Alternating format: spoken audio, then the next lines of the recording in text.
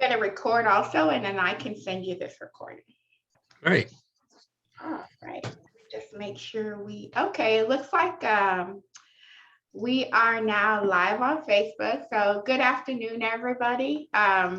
This is Savannah, founder of Be Frank for Justice. And thank you for joining us this evening for this discussion about the book, The Prisoners of Allred. Thank you so much for joining us. We have some folks joining us on our Zoom as well as Facebook Live. But I wanted to give a little bit of context. This book, The Prisoners of Allred, it's available on Amazon and Walmart.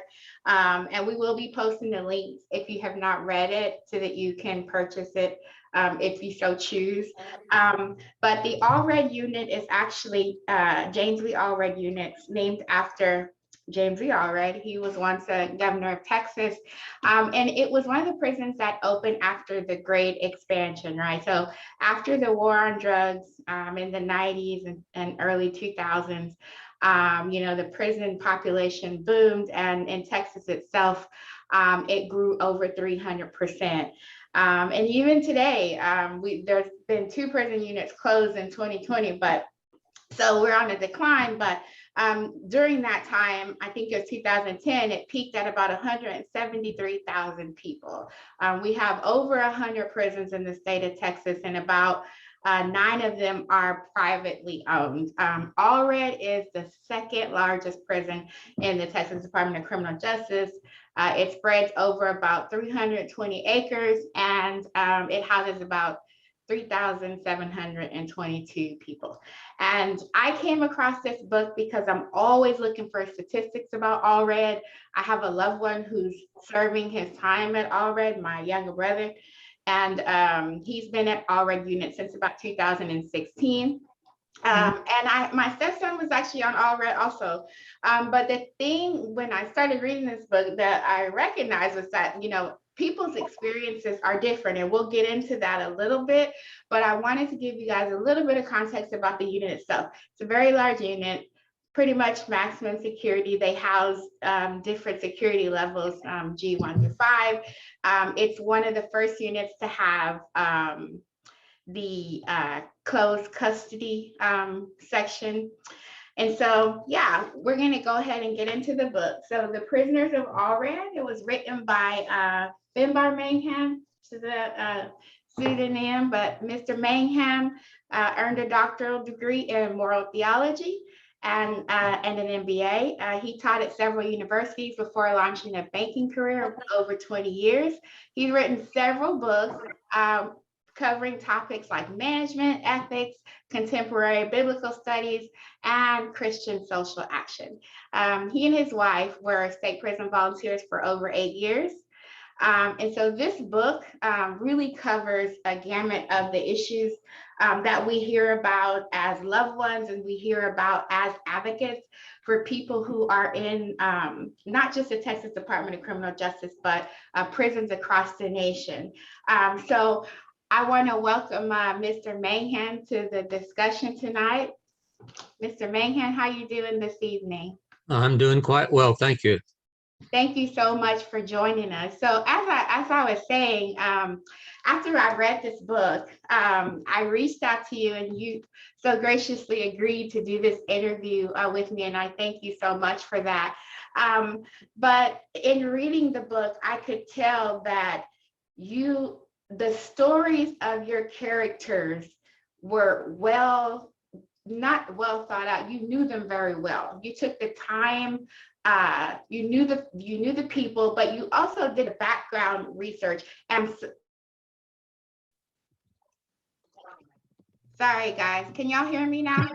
Okay. Yes, Okay. that's fine. It's raining cats and dogs here, so I apologize. My connection went bad. Sorry, guys. Can y'all hear me now? Okay. Yes, that's fine. So, Mr. Manghan, can you tell us, picking up where we left off, can you tell us what inspired the idea for the book, Prisoners of Allred? Well, several things.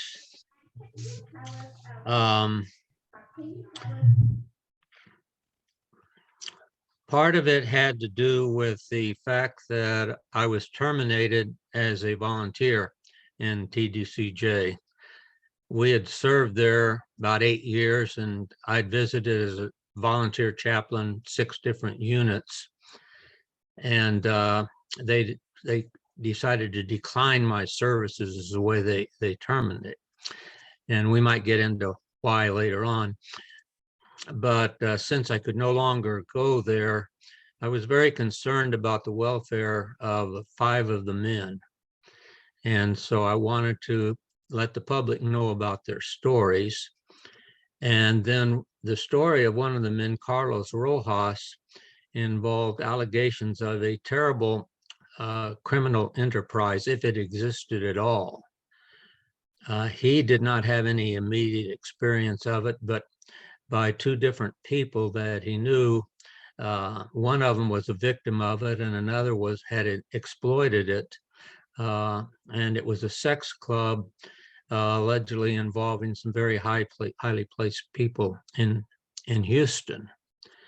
And I didn't know whether this existed or not, but as a citizen, it seemed to me if there was a possibility even of sex trafficking of this nature, which involved kidnapping children from Latin America, bringing them to the United States and exploiting them for sex, if that existed, it needed to be reported, right?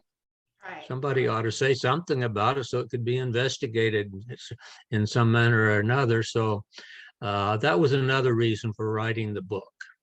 Okay. Okay, so before we get into Carlos's story a little bit deeper, you initially wrote this book under the title The Mysterious Case of Gitano Cervantes, and that book was published back in 2014. It tells the story of the same characters who we now know are named Carlos, Ned, Ernest, Curtis, and Charlie, but they're under pseudonyms. So can you just tell us why you had decided to write the book and eventually disclose their real names, but initially were hesitant? Originally, the publisher would not allow me to use my own name, insisted on a pen name, would not allow me to use the names of anybody, any prisoners, any officials, anybody like that, because they were concerned with litigation, possibly being sued. And also, when you reveal the names of prisoners in the system, their families might not like it. You know, there's exposure there that they might not want, and there could be danger to these men. And so at that point, it was better to keep it all anonymous.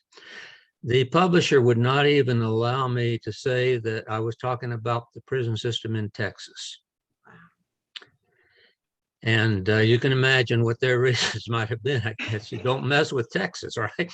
Right, right. Okay. And so they accepted, I could call it SWEST, SWEST, which stood for some big prison somewhere in the Southwest. Wow. Okay. Wow. But I thought, well, after all of this time, there were various developments in the lives of these men after that book was published that completed their stories. And their situation was such that they were no longer in any danger. And I felt that they deserved to be recognized and let people know what had happened to them. Let their families have the satisfaction of letting people know what happened to them. I did have an opportunity to read the first novel as well. And I'll say that, you know, for anyone who's had any experience in the Texas Department of Criminal Justice, I think that they would probably be able to discern a lot of the commonalities and similarities in the novel. But I wanted to ask before we get into Carlos's story, like what, I know there was some concern for litigation, and I'm sure, you know, even before the names were published, there was thoughts about what type of pushback or resistance you might receive from the agency itself. But I'd just like to know what perspectives or beliefs have you challenged with this work?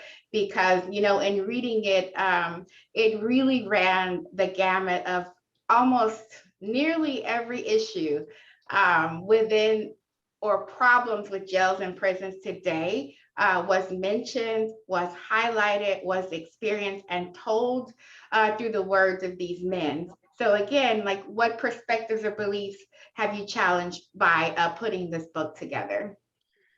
Well, before I get into it, I'd like to clarify the point that it's really not correct to call it a novel. Okay, It's not fiction. right. It's only fiction if the stories these men told me were made up. I tend to believe their stories, and some things that are said I directly was able to witness as a volunteer, seeing what was going on in the system. So it's really a documentary of their allegations. I can neither prove or disprove that all of these allegations were true, but I wanted to let people know, well, this is what they're saying. This is what they claim. Well, Now, thank you for clarifying that. yeah, one of the things that I'm challenging here is the idea that this system works in the public interest. It does not. Mm.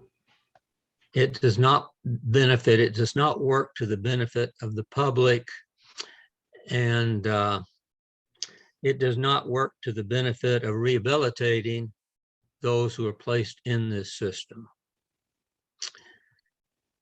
It operates, the last time I checked, which was a 2012, I guess, when it's still active, the Texas had a 2-year budget for that system, and it was $6 billion. Takes a lot of money to run 100 prisons, plus all the ancillary stuff that goes on. It's extremely expensive, so it costs the public a lot of money, and it's can be disputed about how much it's protecting their safety. Yes, it's keeping people off the street, but of the 165,000, 160,000, however many prisoners there are, about 1/3 of those are released every year. There's a tremendous turnover, and they come back to the streets, and within 3 years, a high percentage of them are right back in to the system, what we call recidivism. So in various ways, the money that the people contribute to the system is not being used properly or effectively to really work in what you'd call the public interest. However, it does work in the interest of the people that receive the $6 billion, right? Right. There's a lot of money going to a lot of people there, and they're benefiting from it. So there's that aspect of it. Another aspect would be the parole board and how parole works. And I might have more to say about that later, but it is not a workable system. It's kind of interesting. In Oklahoma, the leader of the parole board, there were, I think, 5 commissioners on there. The leader of it did not believe in the death penalty. And so our governor has recently persuaded him to resign because he wanted to get somebody else on that board who believed in the death penalty and not commuting sentences and things like that. So there's a situation in Oklahoma that's not very different at all from the situation in Texas. But I'll say some more specific things to say about the parole board. It does not really work as a parole board. I mean, after all, say you go and the jury and the judge sentence you to 30 years or to life, say, with eligibility for parole in 30 years.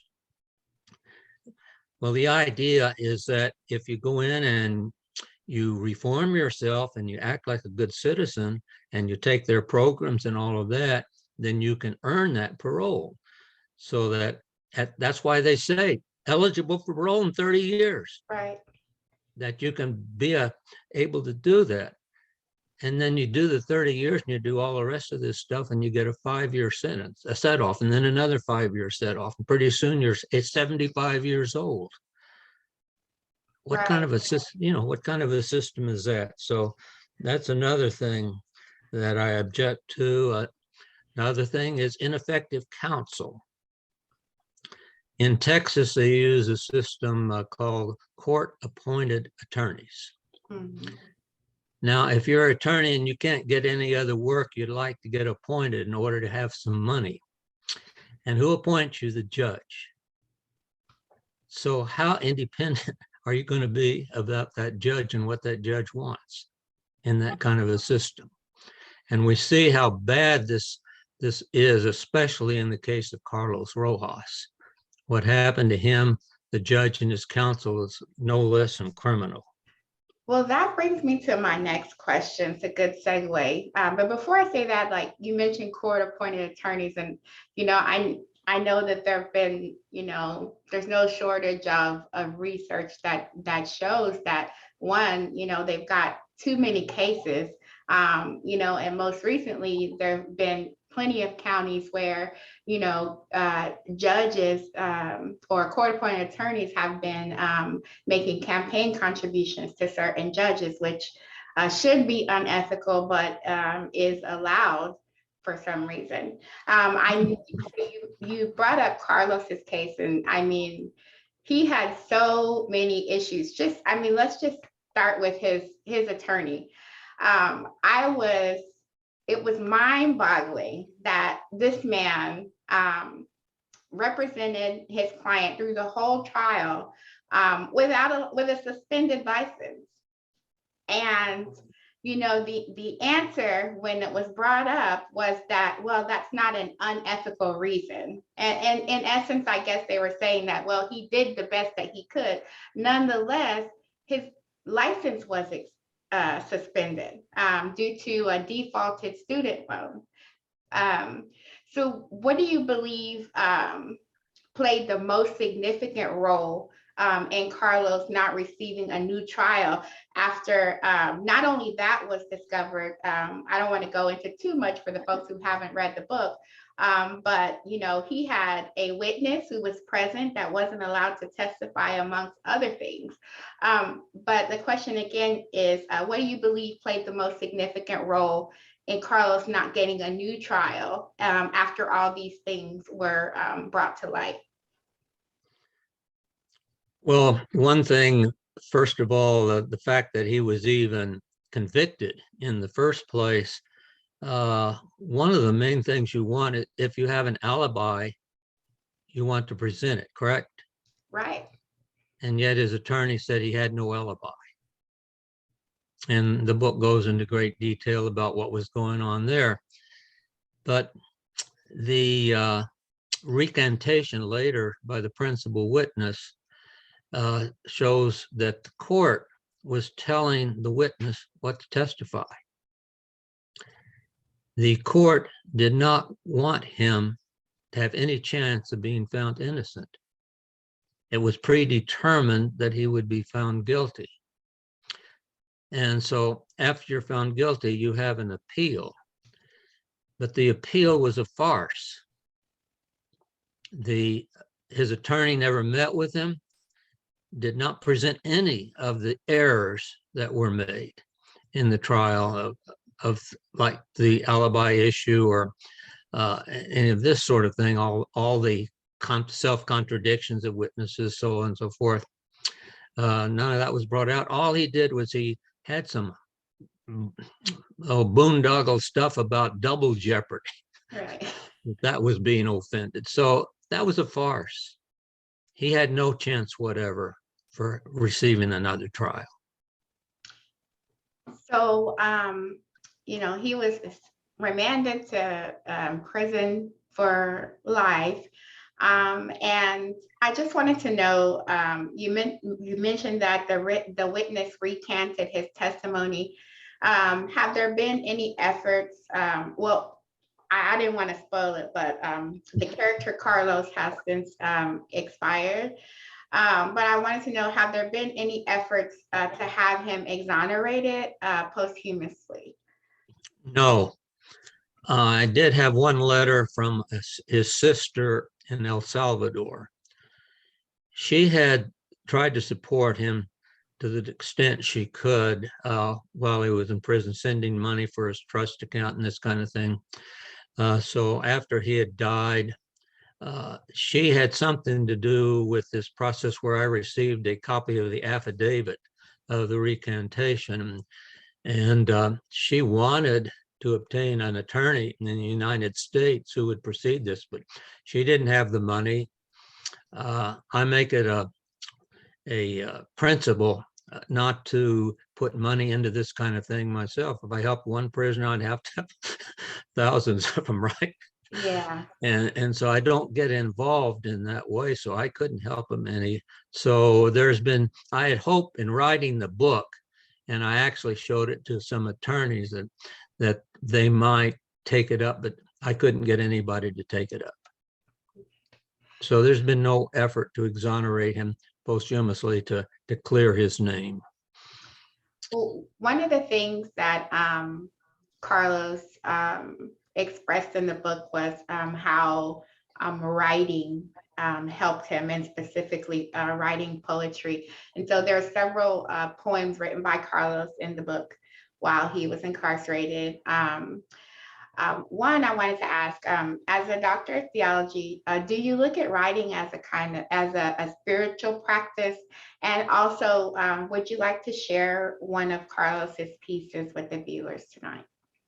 Sure, let me grab the book over here. I need to get that.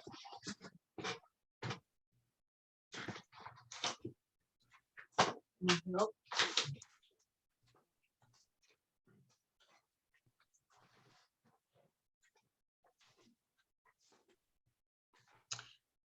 Anybody have any questions while he's getting the book? Get your questions ready. We'll be taking questions on the Zoom and in the Facebook Live. If you have any questions for Mr. Manghan.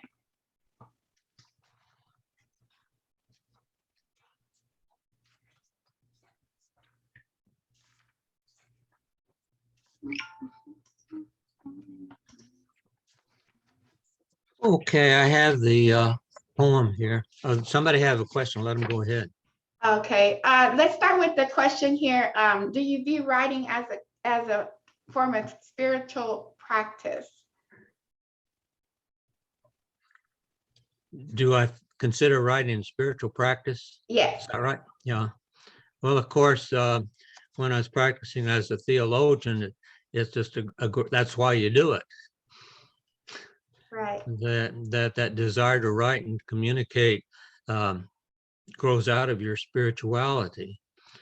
In the case of Carlos, it was that for him, it was many things.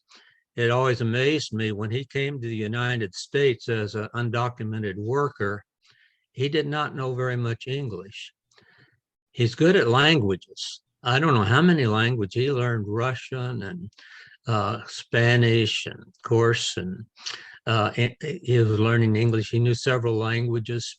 And so, and he loved poetry. He was a great fan of a man from Chile named Pablo Neruda, who's been considered by some as the best poet of the 20th century. Neruda himself was an interesting character. I just looked up some information on him. He was kind of a revolutionary. As a politician, he was supportive of Allende. Remember him in Chile trying to, he was more of a socialist kind of a thinker. Right. And so that kind of thinking went along with Carlos. And an interesting thing about the death of Neruda is that some said he was actually poisoned for political reasons. Oh, wow. There was kind of an analogy to what happened to Carlos himself because of his particular revolutionary type of thinking. So, he loved language and he enjoyed English, and it enriched him and was good mental discipline to try to put his thoughts in the form of poetry. So it was rewarding for him in many different ways, and expressing especially his feelings and his anguish. I mean, how would you feel if you were innocent and given a life sentence, being an undocumented person in a foreign country and so cut off from family and everything else? And some of that comes through in this poem of him, is what he called, "I always feel so alone. When the light of life has vanished and all the good is gone, the joy also is finished. And I always feel so alone. Oh Lord, come to my life. I don't want to be the same. I lift up my eyes to the dark and cloudy heaven. Is there nothing I can change? Oh Lord, come back again. This world suffers too much pain. There is no love, no friends. We all have forsaken you, and no one seems to understand. Come to my heart, O Lord. It seems the light of life is o'er, and time exists no more. O Lord, come to my life. I don't want to be the same. I lift up my eyes to the dark and cloudy heaven. Let me see what I can change." Wow. Now imagine writing something like in a foreign language that you barely knew. It's phenomenal.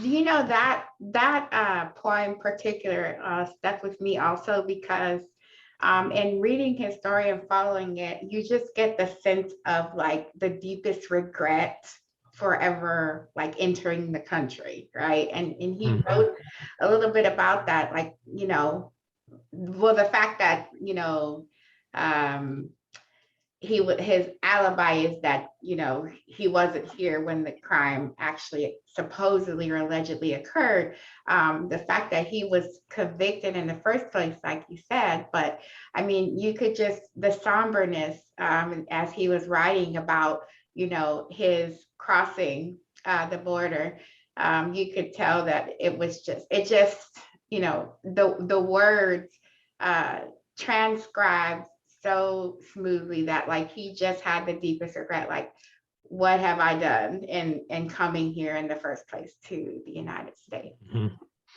Yeah, he was terribly disillusioned. I think he tried for a number of different years. He entered the company, you know, several times, and then was caught and sent back and kept coming in. I think he had the idea that many people have, undocumented workers, that there's opportunity here. This is a great country, and they'll give you a chance. If you can do good work, they'll give you a chance. And he could do good work. He was respected as a carpenter and as a mechanic, as a phenomenal kind of guy. And then he comes, and within only a few months, kind of just by unfortunate circumstances, that him finding out about something he wasn't supposed to know, it ruined his whole life. Right. So then that takes us to Ned. Um, Ned's story, for me being a nurse and just reading through it, it really highlighted the issues with just like medical neglect. I mean, he suffered from, you know, chronic COPD, which, you know, inhibited eventually his ability to take in air. And his story really, it showed how the need to bridge the gap between the custodial care and the medical care. because, as a healthcare professional, we do what we have to do to take care of the patient. But when you have that barrier, and he writes in one of, I can't remember where along he was writing about needing to get out and walk in order to be able to breathe, and being denied the opportunity to walk, and how, of course, then his health started to deteriorate. And then goes on throughout his story to talk about all the ways in which he had tried to get relief. And he followed the grievance process, and filed and tried to get help regularly. Most times, that went unanswered. And so I just wanted to know, like, him in particular and Charlie utilized the grievance process the way that it was supposed to. But what are your thoughts about, the grievance process? Is it effective, or,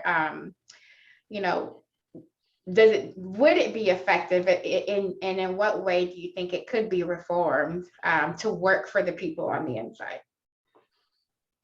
It cannot be effective in its present form because it's a fox guarding the chicken coop kind of thing. There's nothing but there's subjectivity, cover up, got to make ourselves look good in various ways. It's he wrote, first of all, in the process, you do an I-60 and you ask for a sick call. Then you go on the sick call and you don't get satisfaction. You remain sick, your ailment is not taken care of. And so then you write a step 1 grievance. And that goes to officials within the system, and they look at it and they say, well, your claims are unsubstantiated. So then you write a step 2 grievance, which goes to a supervisor at a higher level. And of course, his interest is in protecting the system. And so it comes back and says, no, we didn't find anything to support your case. Let me tell you, this is not in the book. This is a recent thing that just happened. So see, my book is about things that happened 10, 15 years ago. It's history. And you wonder, well, is this still going on? Maybe they've improved things. Maybe it's different. And I hope maybe that's happened, but this specific case does not indicate that's the situation. This fellow wrote to me and he said that I might be able to help him by writing to the ombudsman because he heard I'd help some other people. And he's a, general population guy, no problems, anything like that. He's out one day and he gets beaten up by a G5, which somebody who's supposed to be in close custody. This guy is out walking around doing what he wants to do. He's not in cuffs or anything. He beats him up. He knocks out some teeth. He gives him a concussion and other injuries, and he has to go to the hospital. He did get a CAT scan, but he asked for his medical records and he did not receive an analysis of what that scan said. Now, theoretically, as a prisoner, you're supposed to receive treatment equivalent to people in the outside world. Isn't that your understanding? Correct. Well, if this, I hurt my head a little bit one time and went and had a CAT scan, and I got a detailed analysis of the results of that. He was not able to receive that information, still hasn't. And what kind of security is this, that they let this guy out walking around where he can do that to somebody? And so he does a step 1 and step 2. He does not get satisfaction. The last reply was, well, we think what you should do is write an I-60 and have a sick call. Wow. About your loose teeth that may have to be extracted. So I don't consider that a workable system. And I don't think the grievance system can be corrected unless it becomes independent. Right. This is not a new suggestion. We might talk about the Sunset Commission later on, but this has been proposed, and nothing has ever been done along these lines to create an independent part of the grievance approach. Well, I know for sure the last couple of sessions, there's been a bill filed to try to get independent oversight.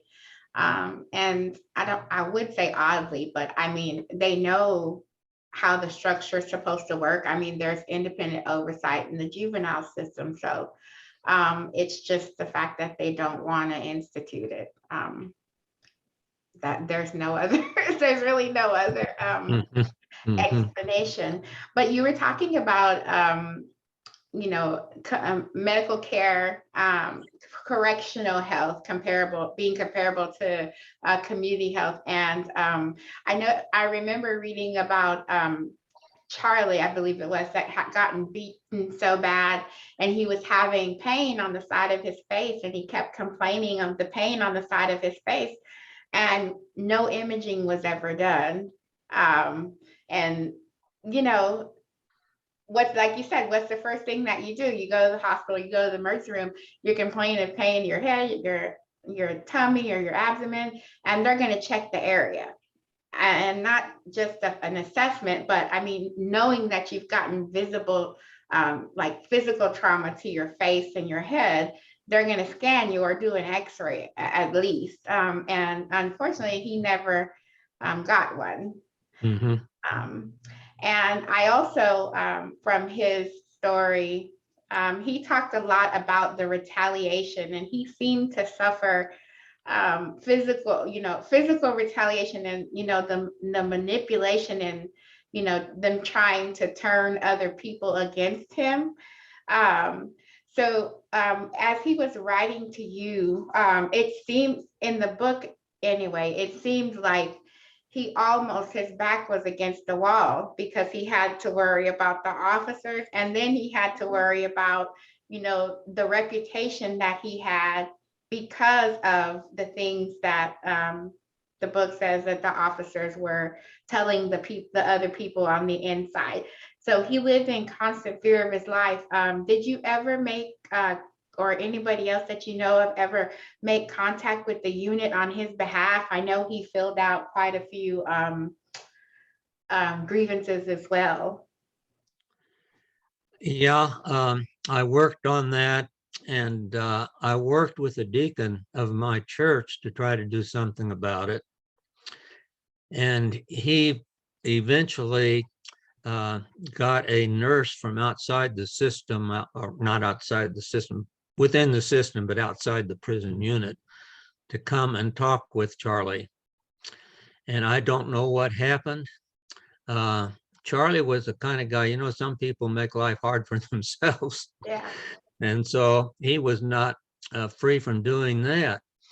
But the nurse left in a huff and said, well, he tried to proposition me. Oh, wow. I find that hard to believe, that in his condition, after all of his requests and everything, I tend to see it more as just, well, this is a way of shutting us up. Because after this, a deacon wanted no more to do with it. He believed that was what really happened. Right. And another fella who was a white guy, and he tried to befriend Charlie for a while. I don't know what happened that turned him against him. But then he was the one who wrote to me and said, well, nobody on this wing likes him. And 2 weeks later, he was dead. But throughout this whole time I knew him, he always complained of headaches and of being given the wrong medicine. He was allergic to certain kinds of medicine. And he actually, they give you this kind of a pill pass or something like that. And it shows your prescription on there about what you're permitted to have. And he sent me a copy of those with the medicine on there that everybody was supposed to know he was allergic to. So I know he wasn't making that up. Right. And they were still giving it to him. Yeah. And they would take it off. And there was a medicine which had been very successful for him, And they took that one away and would not give it to him. And it was cheaper to give him what they wanted to give him rather than the thing that worked. So his entire life, he's complaining of these headaches, and he's saying they're getting worse and everything else like that. And so they find him on the floor in his cell. His sister was told he was frothing at the mouth. And they're explaining this as, well, he probably had a stroke and fell down. Mm-hmm. Well, even if he did, he shouldn't be having a stroke. Right. I was going to say, but either one of those, I mean, it could have very well been accurate, because he was also writing that, when he would complain about getting the wrong med, they wouldn't give him anything. And he had high blood pressure. He had, these issues with his liver. So they weren't treating his hypertension.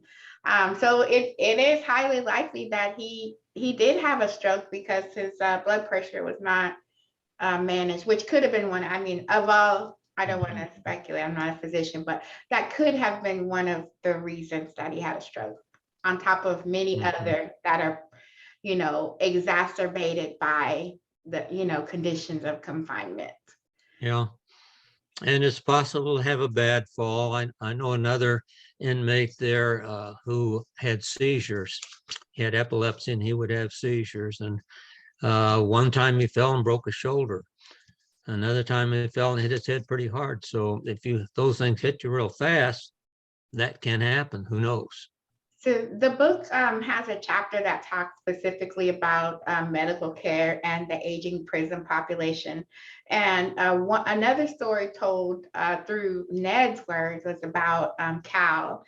And it talks about Cal, who was diagnosed with terminal cancer, and his health was failing.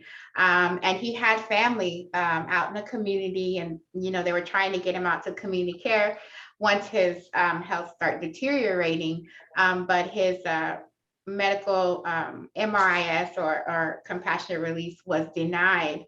And I know there's been some push as of late, I'm not sure prior, to try to get that policy, especially when the pandemic hit, try to get that policy revisited or reformed. But I just want to know, what are your thoughts on that? Because I was reading the whole chapter about medical care and the aging population. Research says the average age is 51, I believe it is right now. So people are getting longer sentences, they're getting older and requiring more care for medically complex things in the prison system.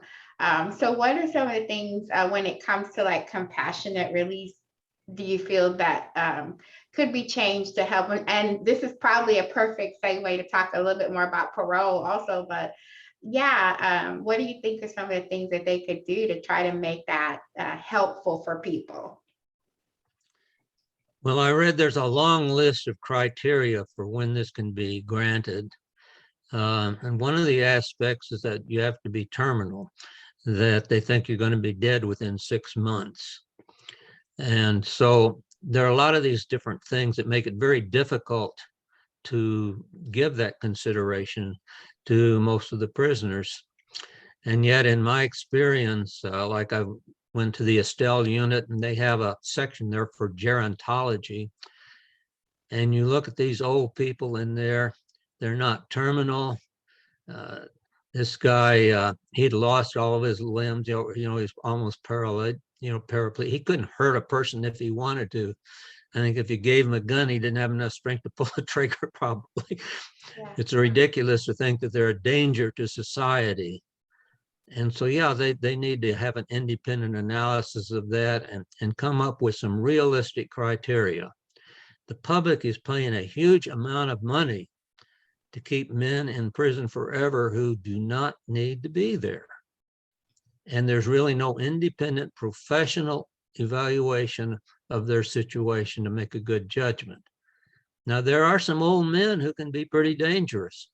I remember a story about one who was released, and he was in his 70s and maybe close to 80.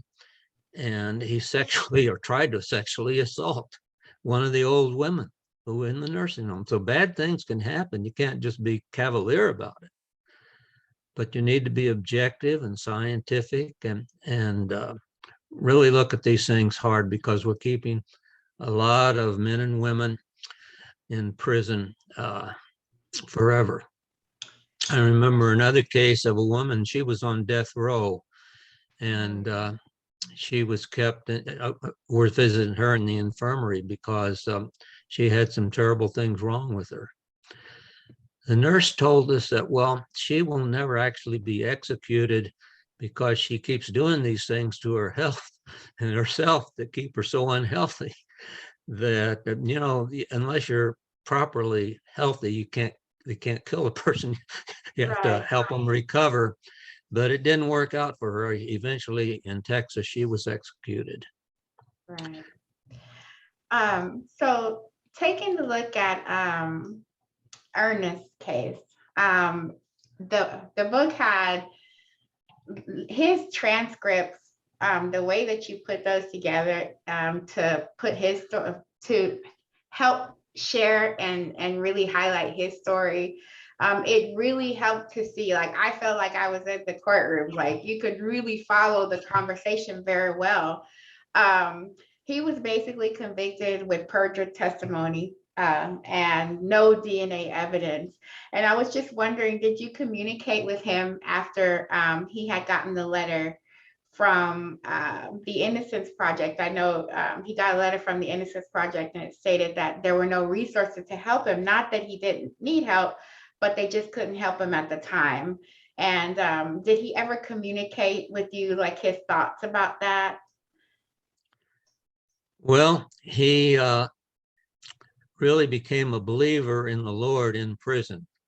He wasn't particularly religious before he went to prison, but he became part of Kairos there and had a lot of faith in the Lord. And these things would come along, and he just kept believing to the last that he was not going to die in prison, that the Lord was going to do something for him. So he never lost that faith. I didn't know that he was seriously ill. That he's about, I think, 78 when he died, and I know he had some health problems.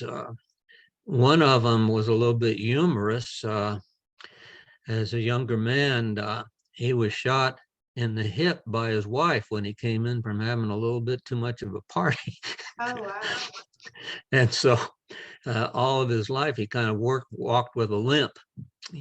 So he wasn't exactly a saint, but he really did become a great Christian believer in prison. And he received he wrote to a number of different innocence projects.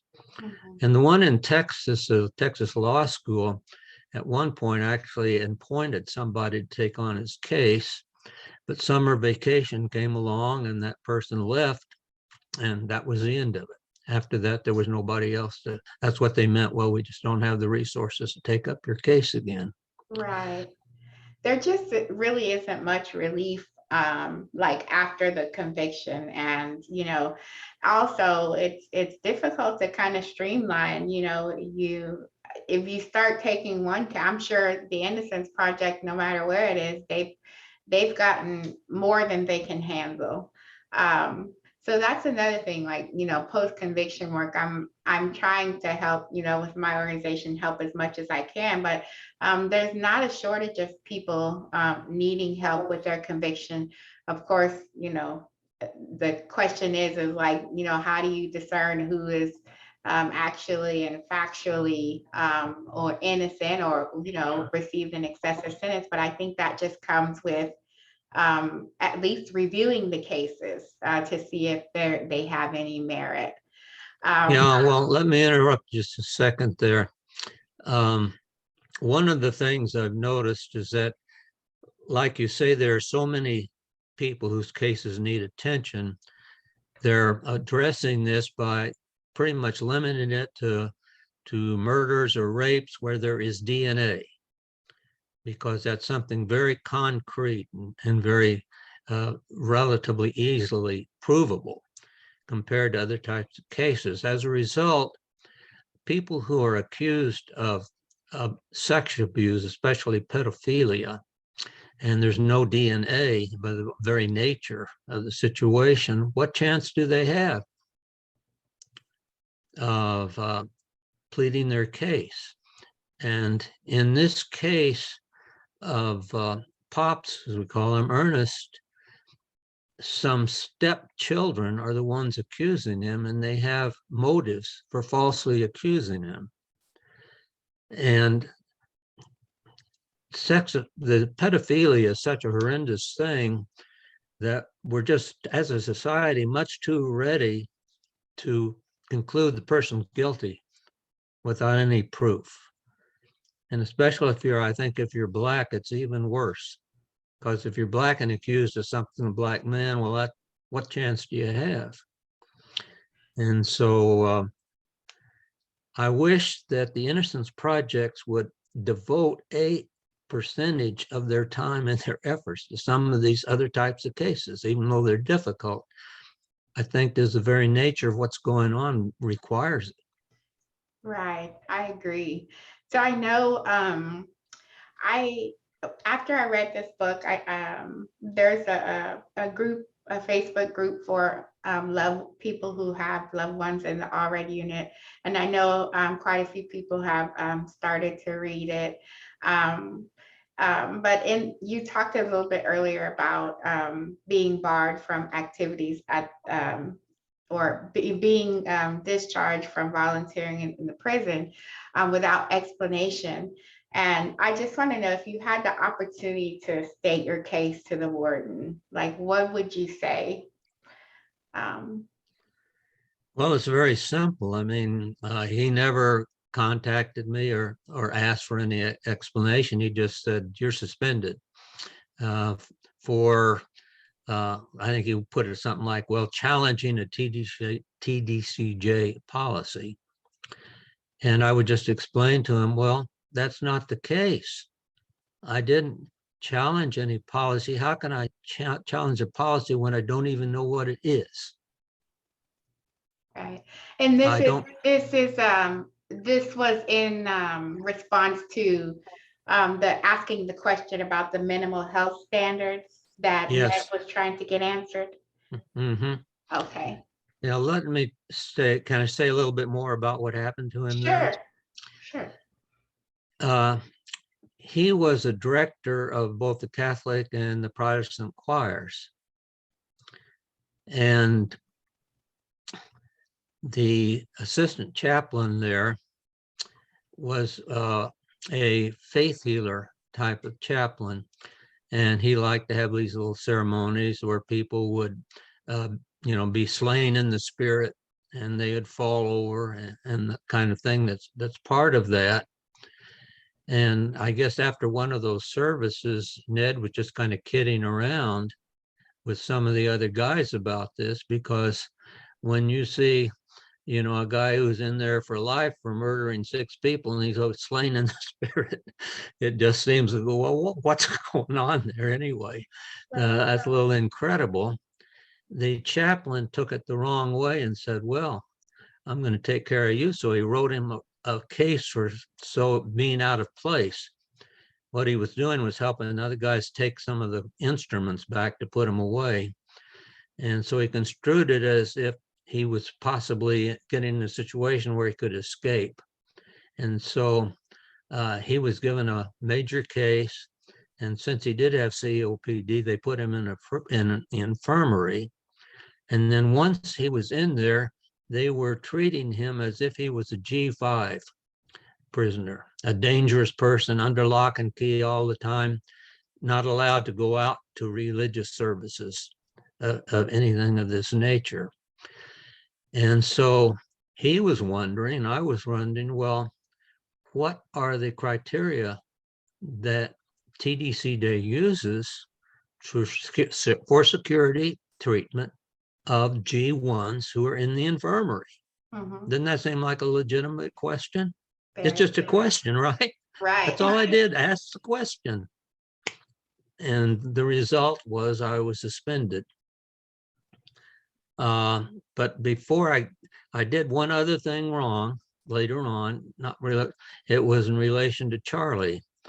Charlie had a couple of sisters, and one helped him and would write back to him, and the other one he'd write and he couldn't hear anything. So he thought maybe he had the wrong address. So he gave me the address, and I wrote to her and I explained he just wants to know if he has your correct address, and he has some health problems and would like to contact you about that. Well, that sister, instead of writing back to me and letting me know, she calls up the warden's office and says, well, what's this chaplain doing writing to me? Oh, wow.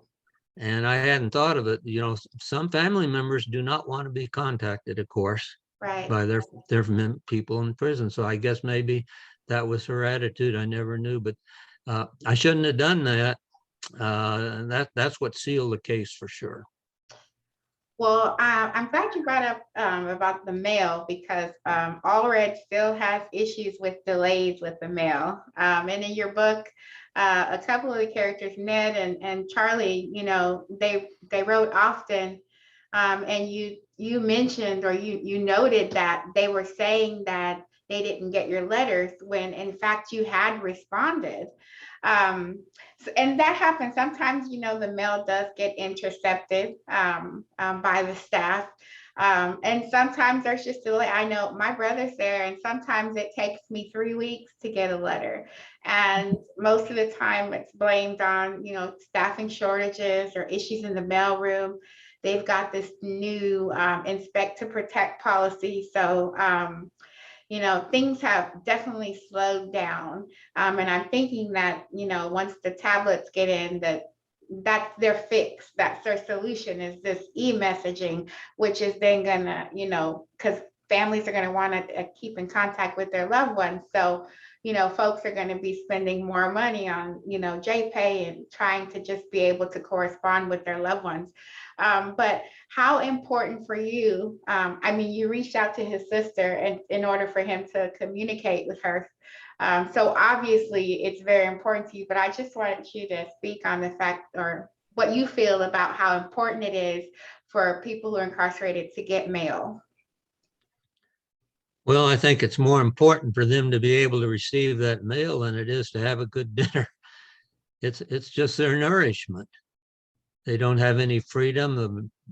In Ned's case, he was so confined in that infirmary, he was never even out in the sunlight. He could see a little sunlight through a window in the cell, but just totally deprived of everything. The mail is extremely important in two ways, both to receive it when people write to you, but also when you send something out, to have confidence that it gets delivered and is not thrown in the trash. Because I did have men write to me and say they saw guards just taking mail. When they took it from the prison, they just take it over and tear it up and throw it away. Right. So that brings us to the Sunset Advisory Commission. And in your book, I honestly, this is my second session working with advocacy organizations, and I'd never heard of it. But you mentioned it. I did look it up, and I noted that they do have two public members. They're appointed by the Lieutenant Governor and the Speaker of the House. So you can imagine, one's a banker. I can't remember.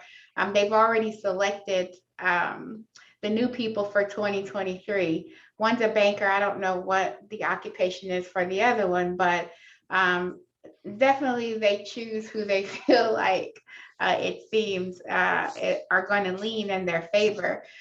So they're starting to look at the next session, well, the 88th session, which is in not the 88th, I think it's 89. 89th session, right? Because it's 6 years. So they're starting the work for the 89th session. They've gotten all their people in place. But their last review in the 83rd session, you wrote a lot about, you know, people that advocates that came out and testified, some of the recommendations, and also noted that very little, if any, were taken up. And when I was reading about the commission, it basically said that most of these recommendations, it said it in there that, you know, they don't have any, the ones that are received well don't have any fiscal impact for the agency. So you can imagine, I guess, the plight and trying to get anything done, but it does seem like a very viable avenue to be able to create change, almost like a report card or a performance report. But to your knowledge, have any efforts been made to remedy any of the issues that you wrote about? I do remember quite a few of them, and I haven't really seen many of those changes. In fact, a lot of the issues like the independent oversight were presented in consecutive sessions. So to your knowledge, have they made an effort to remedy any of those issues? What I'd suggest to your readers is they go to the website of the Sunset Commission. Oh, and posted a link there. And there's a report on the findings. I have a couple of pages here. You can't read, and I can't read it because it's such fine print. But it talks about different areas and results. Offender rehabilitation and reentry, offender education, probation grants and funding, parole, correctional health care. And you can read on these things, and it doesn't give you results, it gives you requirements. And so it's supposedly, it's being required to do these different things. Now, let me give you an example of one of them. Under parole, requires parole panels when approving or denying an inmate's release to provide a clear and understandable written explanation of the panel's discussion, including only the reasons that relate specifically to the inmate. Well, that's still not happening, and I'm sure No, that let me tell you what's happening. The way yeah. the parole board has a bunch of boilerplate, A, B, C, D reasons that they're not granted parole, and that's what they use. That's the so-called explanation. It's totally unrelated to the performance of the inmate between times of assessments of parole. So that's an example of a requirement that's not happening. And so they can put down these requirements all they want to. And my suggestion is that people go to that website and they look at these. And if something sort of applies where they are, contact your legislator and say, these were required. Were they done? What evidence do you have that anything happened? This is just rhetoric otherwise. Right. I know the one that you're speaking with in particular, a lot of people have been denied for, 2D, nature of offense, and that's all it says. Yeah. Nature of offense. Nature of offense, and that's still going on. So definitely not a clear and concise reason. It's definitely not something that somebody can take back with them to let them know what they can do, to be ready for their next parole review. So I don't think it fulfills the recommendation, that's for sure. Right. And one of the other things I did read, there was an article probably about 6 years ago, and they were talking to some students who were going through a correctional training academy. And again, like throughout the book, they were the men that you wrote about were talking about their experiences, and not all of them. Carlos didn't seem to talk much about it, but about retaliation. And one of the officers or the students in this academy said, and what they're doing is like it's supposed to be de-escalation training. So, but they learn physical defense techniques for like if someone is not, when they can't resolve a situation by verbal communication. And so, in other words, when they got to go in there and try to de-escalate, and they asked this student, like, what do you do? And in the newspaper, it said that in this academy, he said, they teach you in the academy that offenders want to get stupid. If offenders want to get stupid, then we get plumb retarded. So, I mean, and it was printed in the newspaper. And I mean, this was, again, like maybe 6 years ago, it was printed in the local newspaper. And I couldn't believe it. But in closing, I wanted to ask you again, like for me, I have a loved one, he's in Allred, and a lot of times we intentionally do not talk about a lot of the things that he sees, while he's incarcerated. But we know all too well that, even one day in jail or one day in prison can be traumatic for any man or woman. And I just want to know, what do you feel, if anything, that you owe to the real people that you base this book on? Well, can you hear me okay? There's Yes, sir. a message popped up there.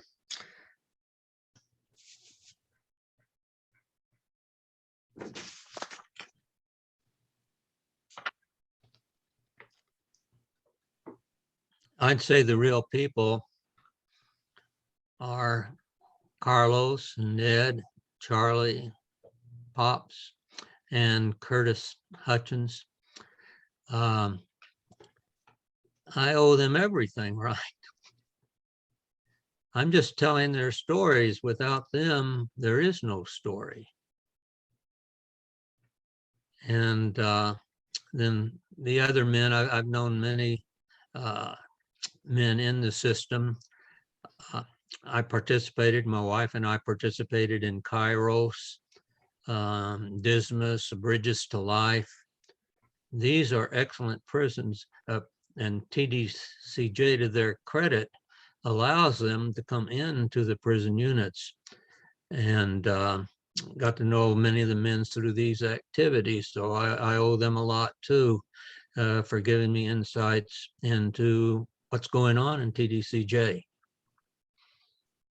Well, I'll definitely say that this book really brought to light just the mental harassment, negligence, but also there was some positivity in that, like the beauty, that everything that they were going through, like Carlos was still able to like find peace in his writing and able to express that through his work. And that even Charlie, when you were writing about the physical torment and abuse that he was going through, and Pops, that, they were able to find a faith in religion and in God and in their spirituality. So I appreciated that most about the book, that no matter what was going on in their environment, that all of them remained hopeful. So did you have anything that you'd like to close with? Well, I just mentioned Carlos told me at least 2 different times that when he got out of prison, he was going to write a 500-page book telling about things that were so sensitive he could not mention them while he was still in prison, or he'd end up dead. Wow. And he ended up dead. He's not able to tell those stories. And I urge people to read the book, become more sensitized to it, especially for the need for reform and the healthcare aspect of it. to the extent you can, try to influence legislators to pay attention to this. That they're wasting taxpayers' money on the way they're handling the system now.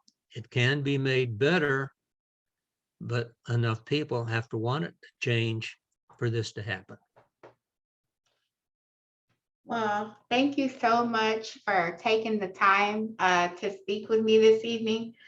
Your book, The Prisoners of Allred, I just want to add, I know a couple of the family members have tried to send it in, and of course, you're not letting the book into the unit. I imagine not.